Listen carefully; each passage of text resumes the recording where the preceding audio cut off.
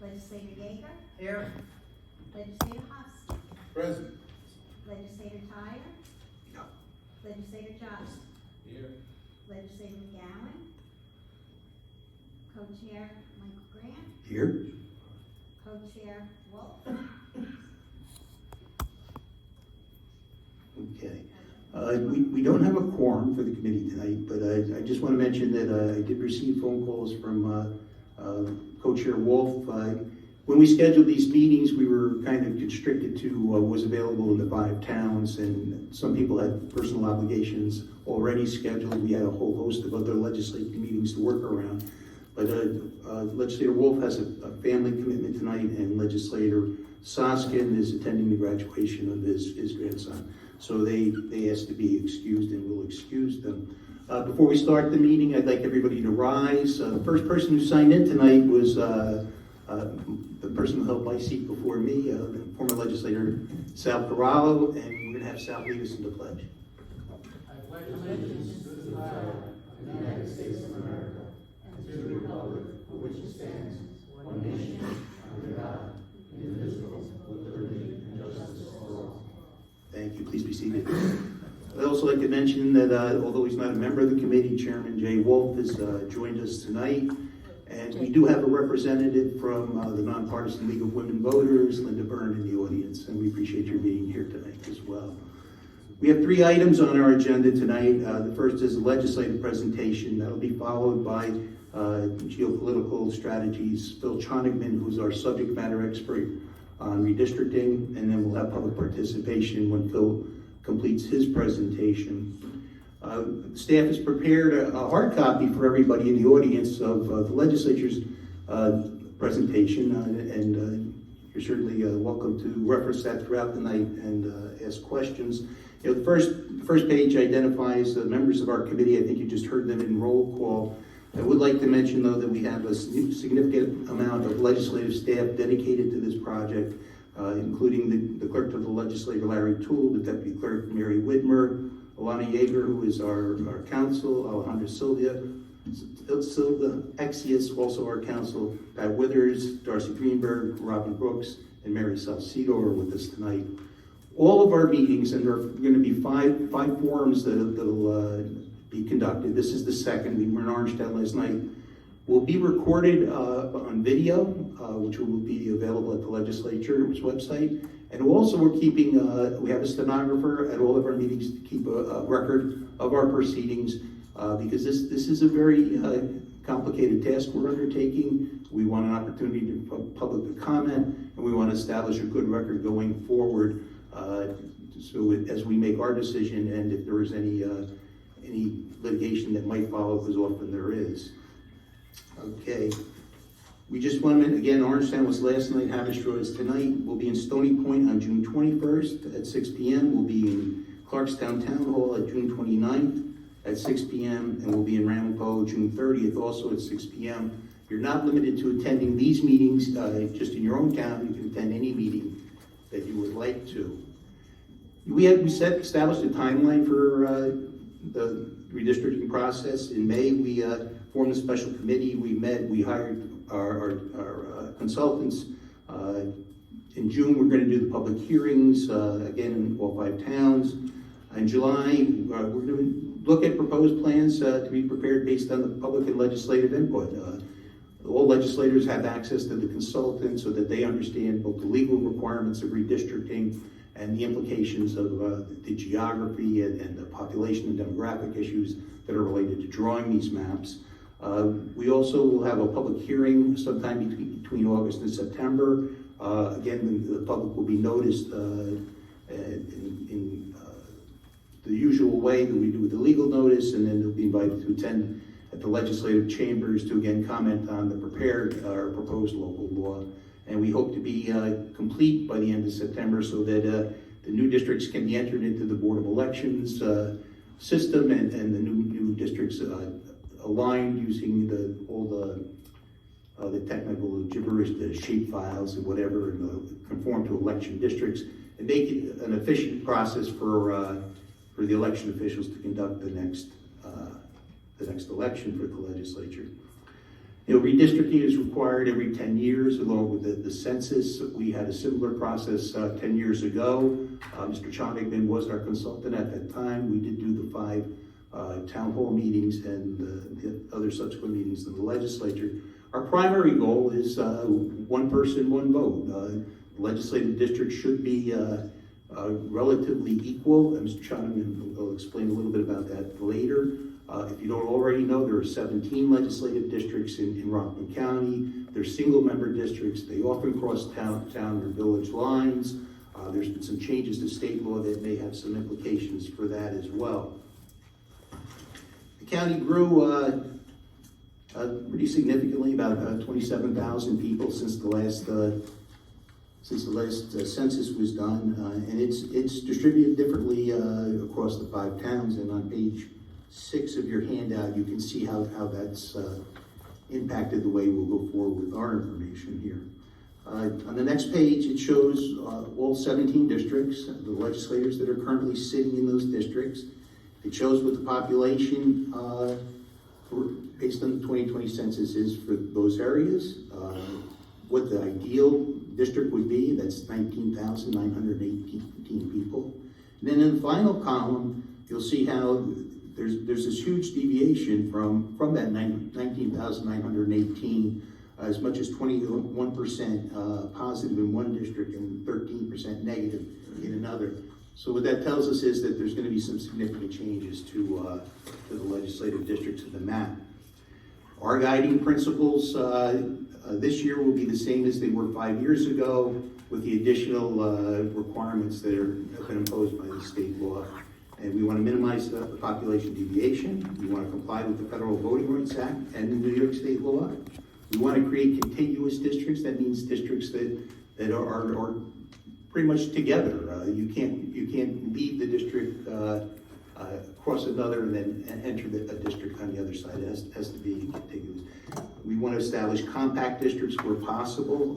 The map in Rockland County is very challenging. It's a triangle. 30% of our space is state or county park, so it does look a little bit different. I think Legislator Jobson would attest to that based on the district he represents right now. And then we want to address the issues, and we want to consider the issues of communities of interest. And Phil will go into detail on what those are. But it's very important that people understand them and understand the legal distinctions between communities of interest, villages, cities, and towns. Again, minimize population, compliance with the Federal Voting Rights Act. I'm not going to go into too much detail there because you have it in front of you, and we're already 20 minutes behind. Phil will give a good discussion on the census block and tract information as well. When we're done with his presentation, we'll go to the public. We're very much interested in what's important to you, what criteria you think should be proposed, and what other resources we need to bring to this process. And don't hesitate to let us know what your opinions are. And finally, on the last page of your presentation, we just want to let you know how you can reach out to the legislature after this meeting to either obtain additional information, to submit comments, or to get a hold of any of your legislators to discuss this issue. And with that, I'm going to turn it over to Phil Shonigman of Geopolitical Strategies, our subject matter expert. Phil?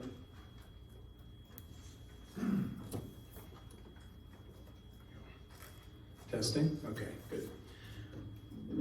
Good evening, everyone. Thank you for coming out.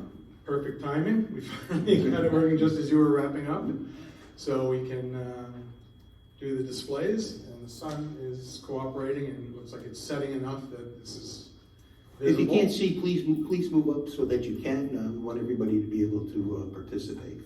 Thank you. So my name is Philip Shonigman.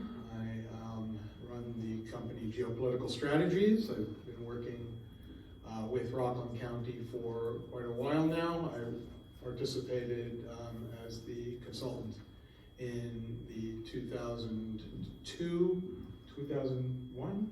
Was it 1 or 2?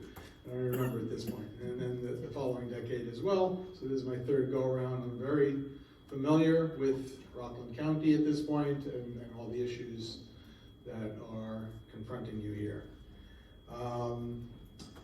This is a general map of the county, just basically the towns with the villages marked out on it. Just a general overview. This one is maybe a little hard to see, but these are the legislative districts color-coded. These two maps that I'm showing you now are from the county GIS department. So this is the current county legislative districts, color-coded with the election districts overlaid on them. That's all those red lines. Thank you, son. So you can see that there's a lot of election districts that make up various portions of the county. And the districts are designed to achieve the goals that were determined a decade ago. Those criteria are going to undergo some change this time around because of changes in New York State law. I'll get to that in a moment. This is the district lines, basically without the other background information, so you can see pretty much what these districts look like and their numbers, and these are the current incumbents over here. So for those of you who are from this local region, from Haverstraw, the districts of particular concern are districts 2 and 3, and also District 1 goes through a portion of Haverstraw with very small populations that's out in the park area, but there is some population there as well. But primarily districts 2 and 3 cover West Haverstraw and Haverstraw, the town of Haverstraw. Continue. This is the current population in the County of Rockland. Let me zoom in over here. So the 2020 census shows top line 338,000. That's an increase of over 26,000 from the census of 10 years ago, which is an 8.5% population increase.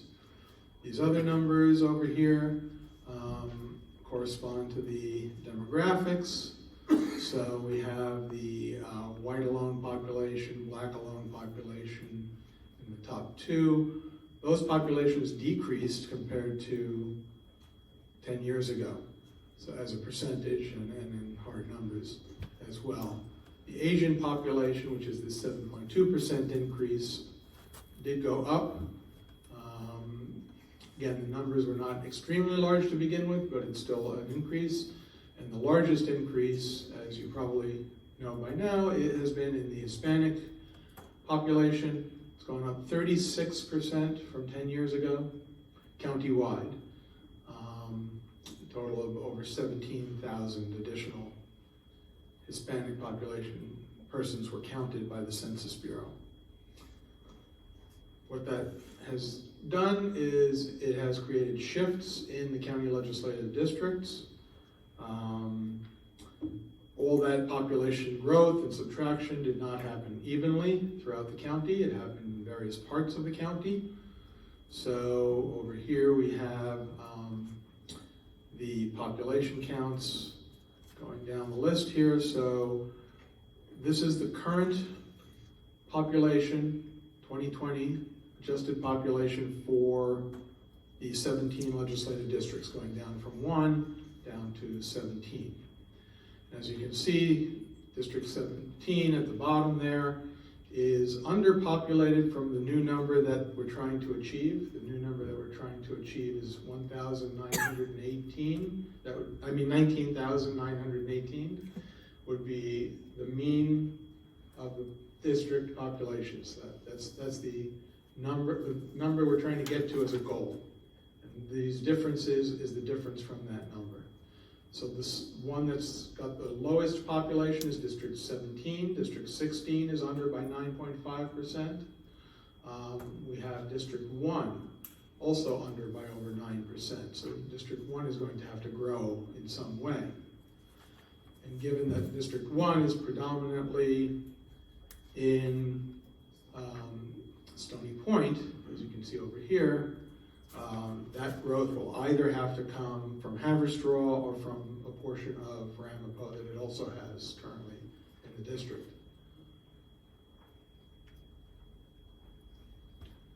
There are districts that are very overpopulated on the other side. So we have districts 4, that's 9.3% overpopulated, and districts 6 and 7 that are both around 20% overpopulated compared to what our goal is for the districts. Demographically speaking, one too far. Demographically speaking, you can see here that particularly in District 3 here in Haverstraw, that population has increased in its Hispanic origin population to 64% of the district. That is important from the perspective of compliance with the Voting Rights Act, that we would want to maintain a majority Hispanic district there. One of the rules in the Voting Rights Act is that you should not be backsliding. If you have a district that currently has majority minority population and it can be recreated without extending tentacles all over the place, you're required to do that, so long as the population is concentrated, and it is here in Haverstraw. So there is no other place, though, in the county for any other racial or ethnic minority group, protected group, where they currently have a majority of the population. It's really, none are even that close. All of them are maxed out at 40%, under 40% of the current district populations. So from a Voting Rights Act compliance part, it's just District 3 that we're going to be largely concerned with. However, that's not to say that we won't take that into account, because that becomes a community of interest that's important from the standpoint of New York State law. New York State law is separated from the Federal Voting Rights Act. And I'm going to get to that right now. New York State passed a new statute this past year in 2021. It was signed by the governor in October of last year. And it applies to county and municipal redistricting. It has some complications, but the most important parts are pretty straightforward. And those are, so it's a change to Subdivision 4, Section 34 of the Municipal Home Rule Law. And it orders counties and municipalities to comply with the following standards, which shall have priority in the order herein set forth to the extent applicable. So the top and most important priority is equal population, as nearly equal in population as is practicable. It also says, and this is new, and this is different from in the past, that the difference in population between the most and least populous district shall not exceed 5% of the mean population of all districts. And 5% of that 19,918 number, I don't have my papers in front of me, but it's about 950 or so population. You would have to have from the largest district to the smallest district, after we're done with redistricting, under state statute, can be no more than a spread of about 950 people. And we'll get into that in a little more detail momentarily. The second criteria is it should not be drawn with the intent or result of denying or abridging the equal opportunity of racial or language minority groups to participate in the political process, or to diminish their ability to elect representatives of their choice. So this is where the New York State statute kicks in, where the Voting Rights Act leaves off. So we need to be very cognizant of taking account of the racial and language minority groups within Rockland County, and be careful to make sure that their concerns are addressed here as we do the redistricting. Districts shall consist of contiguous territory. Districts shall be in as compact a form as is practicable. Districts shall not be drawn to discourage competition or for the purpose of favoring or disfavoring incumbents. Both ways. This is not an Incumbency Protection Act. It's not a let's go get them act. This is an act saying that this is not an issue that should be even on the table when talking about redistricting. We're not targeting anyone. We're not going to be targeting anyone. We're not going to be going out of our way to help anyone. The state statute says that that should not be a consideration when drawing redistricting. The maintenance of cores of existing districts, of pre-existing political subdivisions, including cities, villages, and towns, and of communities of interest shall also be considered. I'll get into a little more detail on that in a moment, as well as to the extent practicable, no villages, cities, or towns, except those having more than 40% of a full ratio for each district shall be divided. Those are all lumped in as the fifth criteria that we're going to be looking at. And then there's a sixth criteria. So again, they're in sequence of the attention that needs to be paid to them. Districts shall be formed so as to promote the orderly and efficient administration of elections. And to achieve that, I'm going to make every attempt I can to minimize the change of election district boundaries. There inevitably will be places where that will have to happen, but to the extent that I can avoid that, I will try and do so in what I present to the legislature. We want to make it easy to implement this law by the Board of Elections. Let me go into a little more detail on population. So I explained the 5% difference that is in the state statute.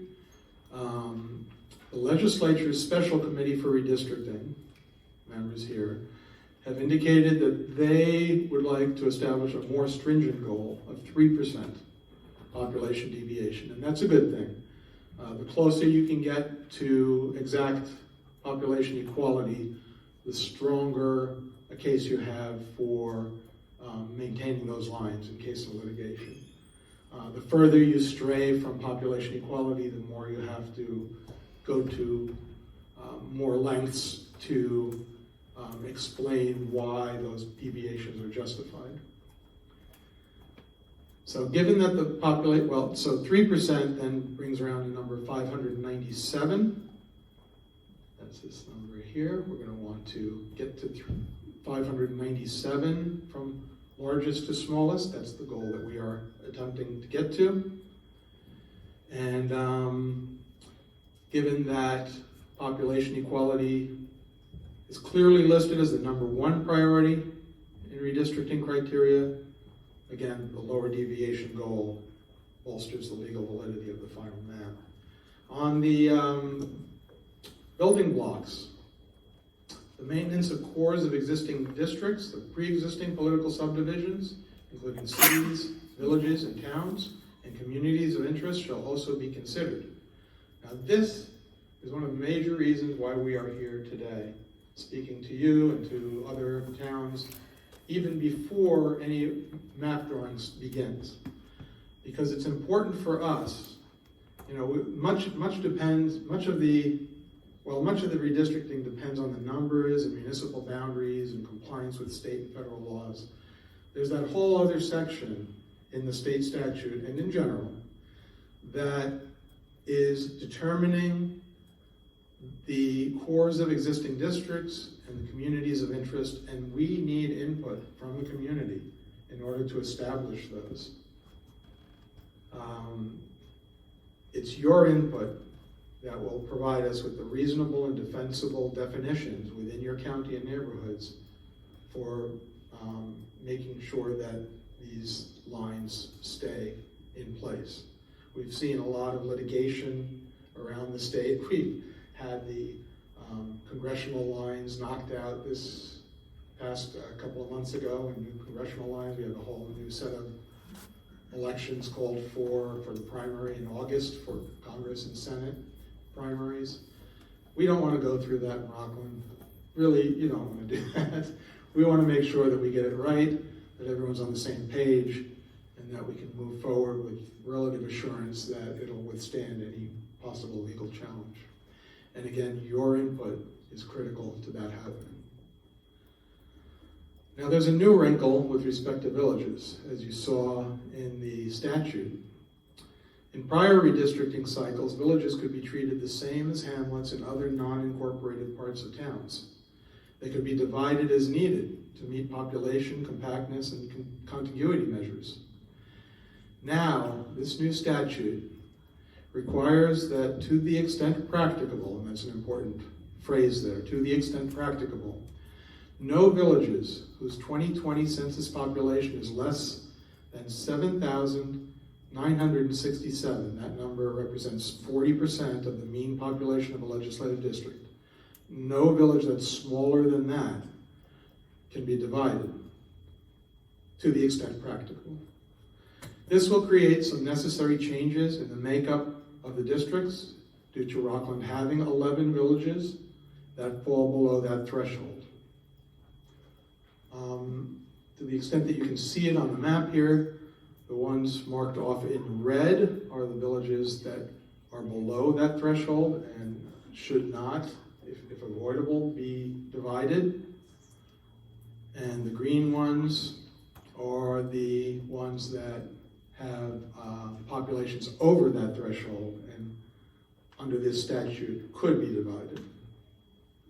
Well, we're going to try and avoid divisions wherever we can, but legally under the statute, those green ones are the ones more likely to get divided in the current redistricting cycle than the ones that are in red.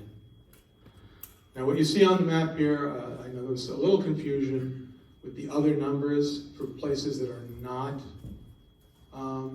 villages, like 𝗖𝘂𝗯𝗹𝗶𝗰 and Mount Ivy here in Haverstraw. Those are considered census designated places. I put the population in there because people can relate to it. They know their local area. It's something that the census recognizes, but it has no specific protection under the law in terms of division. And a lot of these neighborhoods, and there are some that are not labeled here because the census did not create it as a census designated place. I think yesterday when we met in Orangetown, Palisades was one of those areas. There are a number of them that are hamlets in Rockland County. And this is, again, where we need you. We need your input on those communities and what the boundaries of those communities might be. To interrupt for a moment, I just want, for the record, that Legislator Tony Earl has joined us. Legislator Earl is a member of this committee. Thank you. So on this map here, I have put the county legislative districts on top of the village map. And this gives you an idea of villages that are being divided right now. West Haverstraw is divided over here. Pomona is divided along the town boundary because it extends between two towns. You have a number of villages,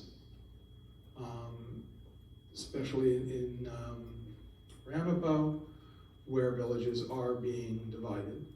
And to the extent we can avoid doing so, we're going to go out of our way as much as we can to try and make sure that those do not get divided. But you can see here in 𝗖𝗂𝗯𝗹𝗶 the concentration of a bunch of villages, one abutting another.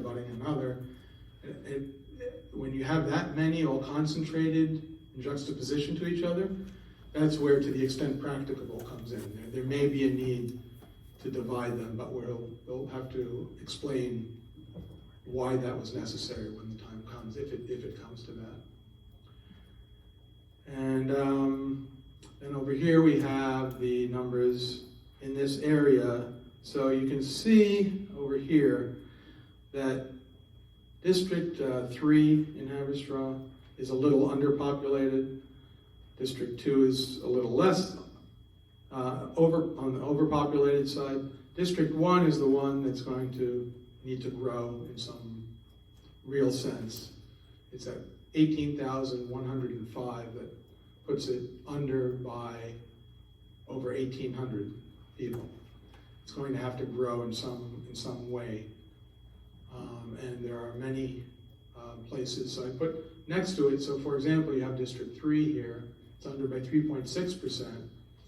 Well, the likelihood that it might move into Clarkstown doesn't seem too high because both Districts 5 and 11, which abut it, are also underpopulated. So that would force them to push down into other areas that might become an issue.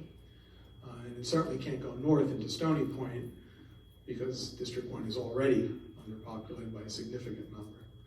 So this just gives you an idea of how the push and pull is going to take place. A change in one district that's over or underpopulated by a sizable number is going to have a ripple effect in other areas, even if the population there, like District 2, is pretty close to equal and only needs minor adjustments. It may need more than minor adjustments simply because of the pressures coming into it from Districts 1 and 3, which are underpopulated. And now's the time for your input. We want to hear general guidelines that you want us to adhere to as we go through this process. We want to know specifics about your communities of interest. You can go to the County Legislature's website for other opportunities to engage with the process and to communicate your thoughts, including any maps you wish to share with us. I know the question came up yesterday of any place where they could produce maps. I mean, I'll take things drawn on paper. I'll take it any which way, but there's a public system that many people have used in the redistricting cycle in the past year or two called Dave's Redistricting that makes it very easy to go in and use the census blocks to build out a neighborhood or a community of interest or a complete district. So if you want to avail yourself of that, you can do that. The county's website portal, which is on the back of the handout that was given out by the committee.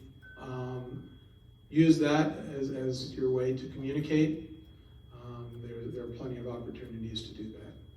Additional materials will be posted there, including the draft plans when we get to that stage of this process. You'll be given the opportunity to be heard from again to comment on those plans before any action is taken. Right now, we're seeking the guidelines under which we'll be building out those districts. And the process is due to unfold over the next several weeks, so continue paying attention. Thank you very much.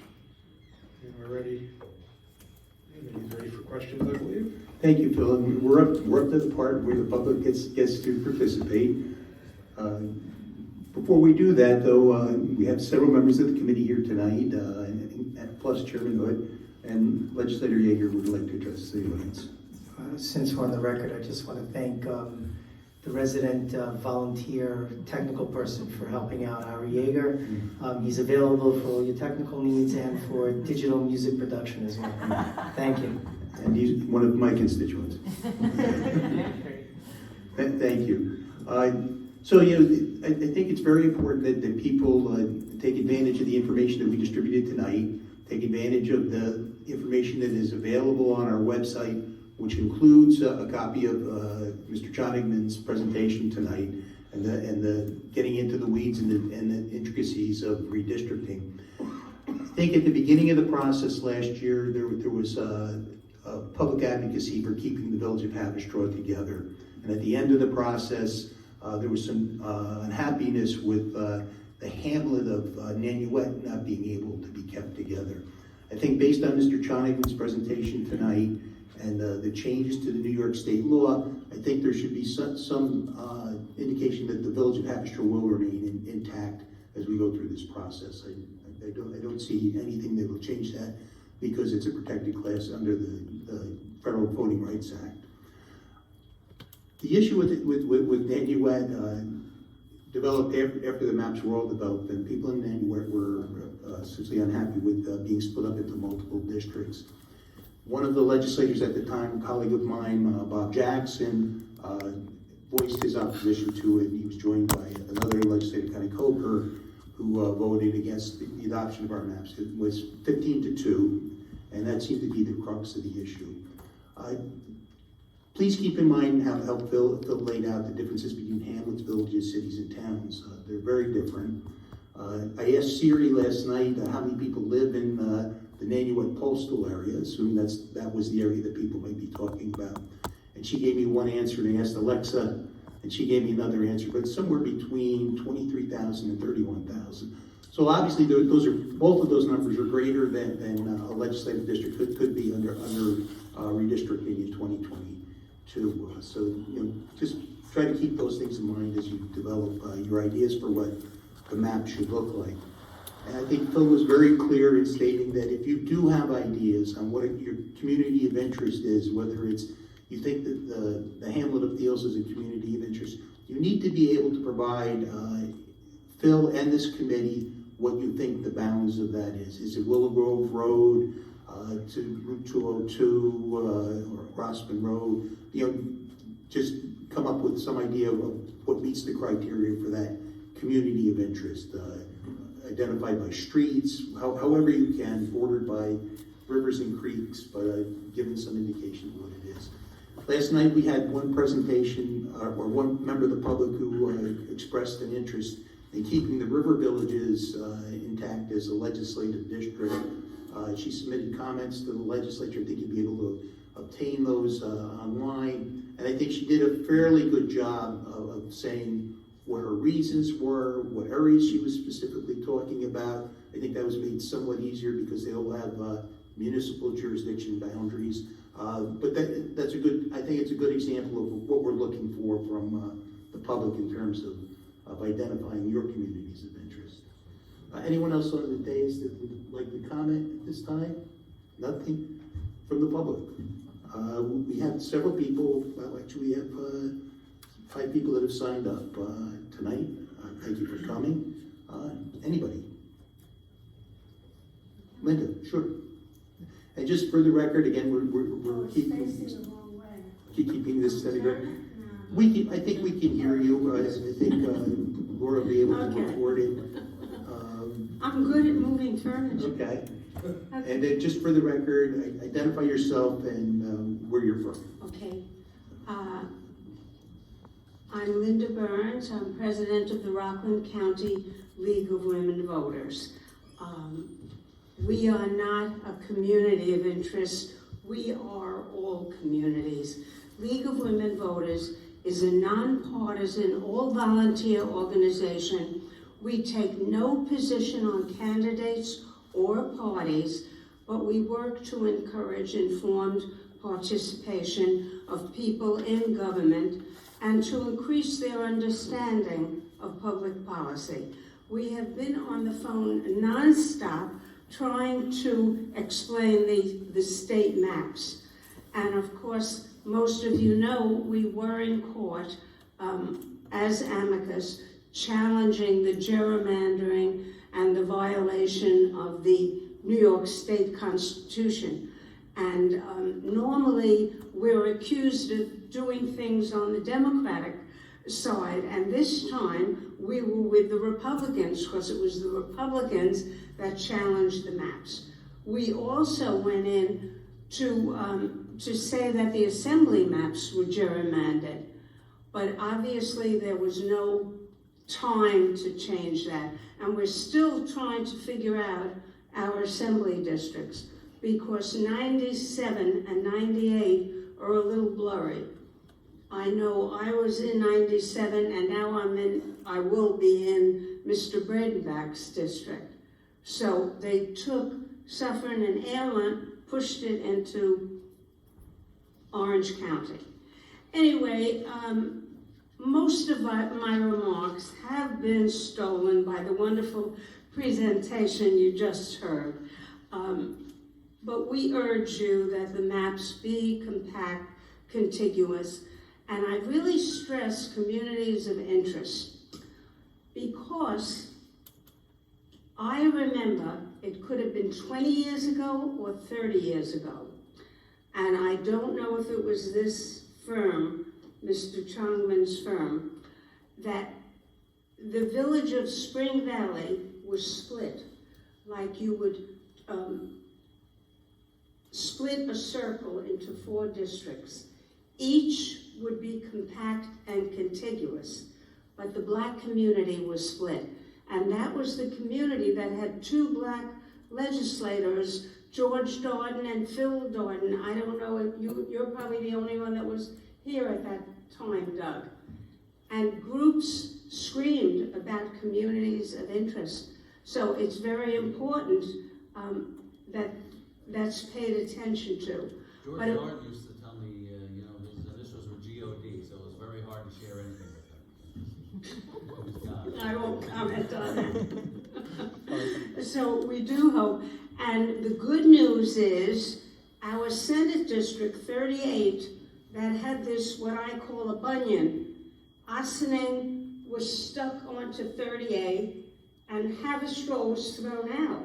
Now, if you're talking about communities of interest, doesn't Haverstraw have more in common with Ramapo, its adjacent town in Rockland, than Ossining across the river? Someone that drew those lines didn't know about the Hudson River, I guess. And now we got rid of Ossining, and Haverstraw is back in the 38. And are you happy and smiling, Jay? Very happy. Okay. I'm happy that you're happy. Well, League of Women Voters was the case that went to the Supreme Court in 1969. I remember we were preparing in 1968. My name is on it for Haverstraw because I lived in Haverstraw till 6 years ago. I lived in Haverstraw for almost 48 years, and I was pregnant with Jeff, and we were getting names of people from each town because Ramapo, with 5 times the population of Stony Point, had the same vote.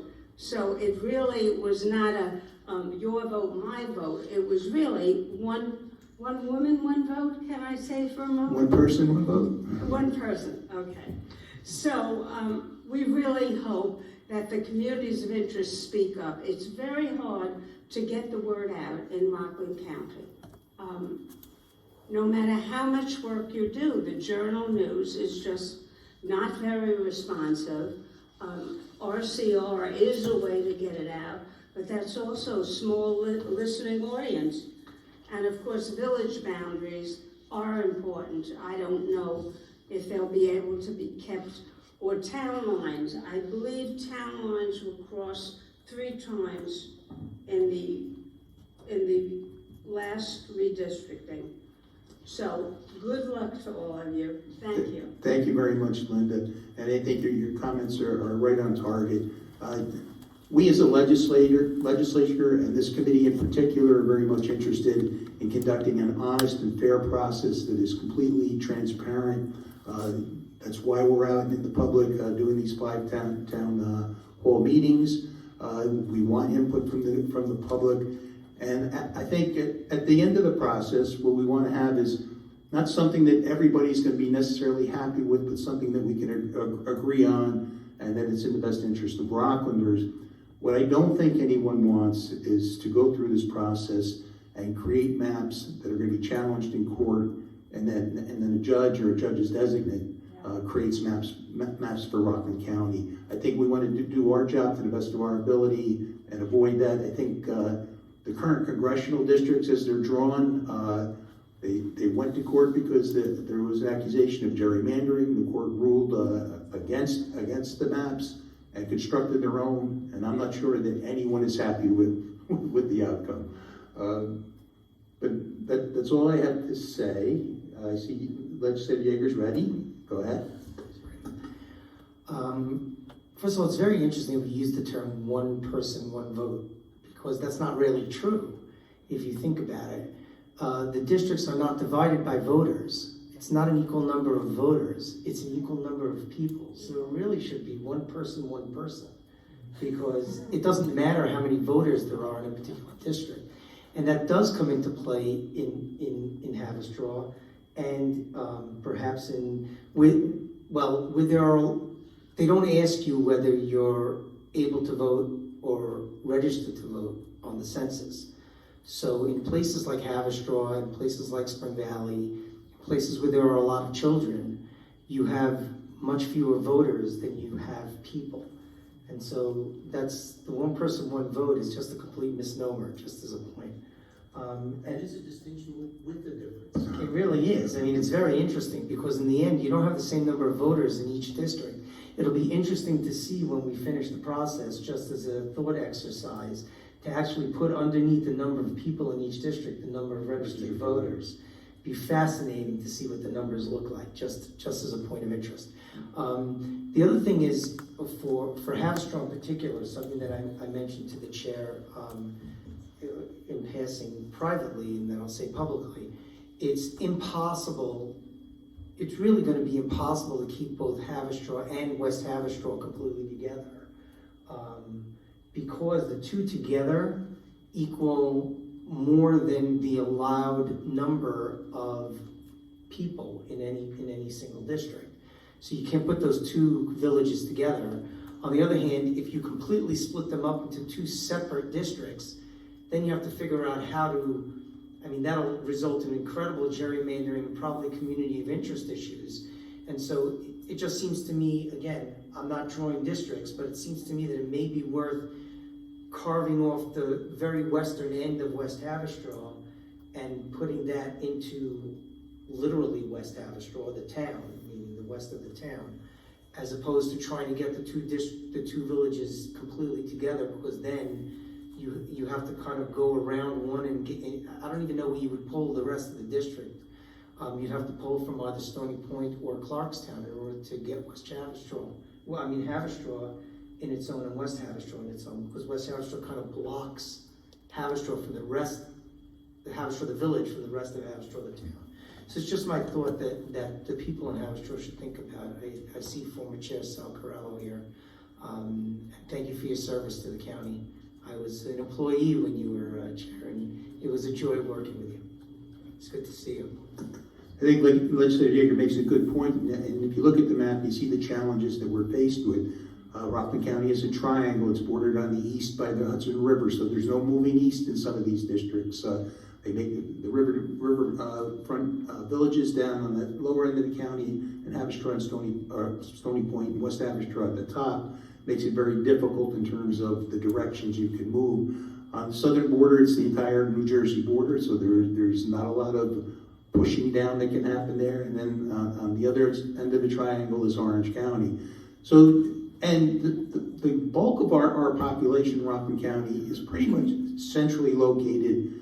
Spring Valley, New City, Chestnut Ridge, and Nanuet in the center of the county. So that makes the map drawing particularly challenging. Again, Nanuet has been an example in the past.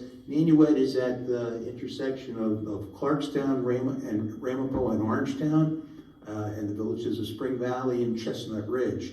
So it is a difficult process to meet the needs of every single community of interest, but we want to know what they are so that we can do the best that we can.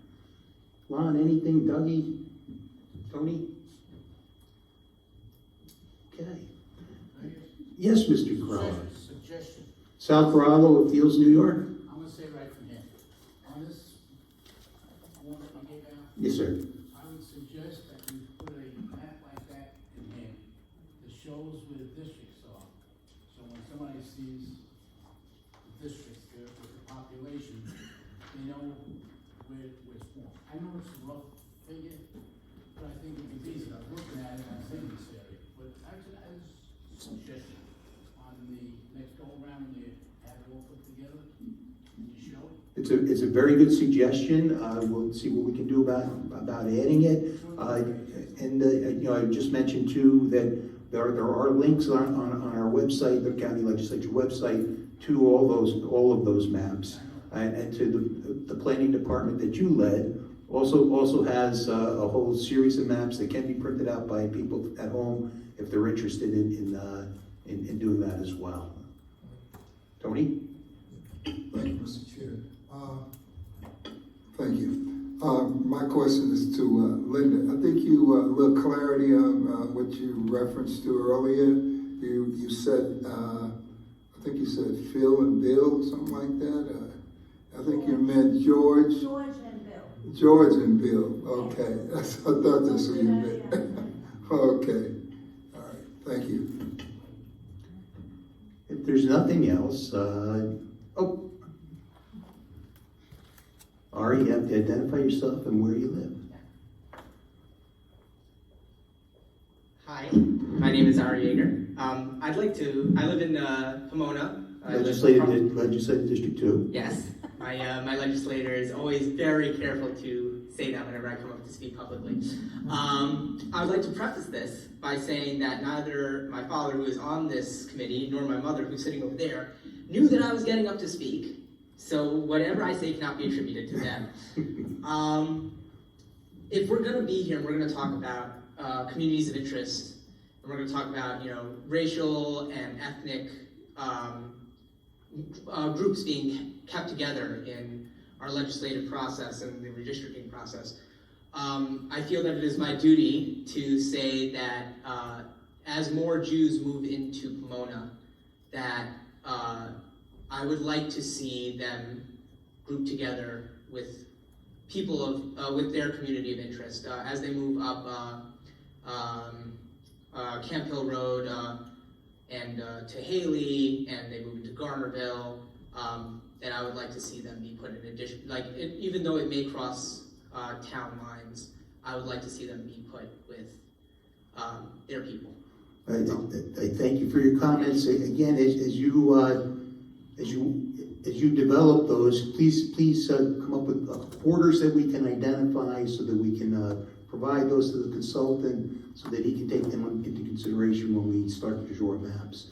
Phil, I think it's probably a good time to explain some of the distinctions between communities of interest and protected classes.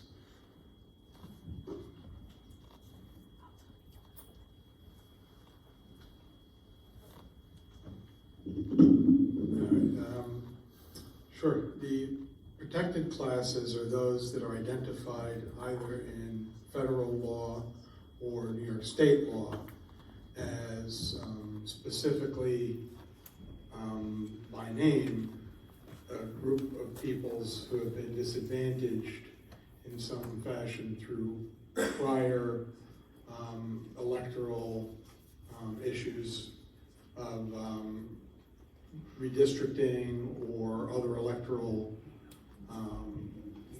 issues that have been targeted at those minority groups. So in particular, the classes that are under the Federal Voting Rights Act would be African Americans, people of Hispanic origin, Native Americans, and I believe Asian and Pacific Islanders. Those are the protected classes under the Federal Voting Rights Act. The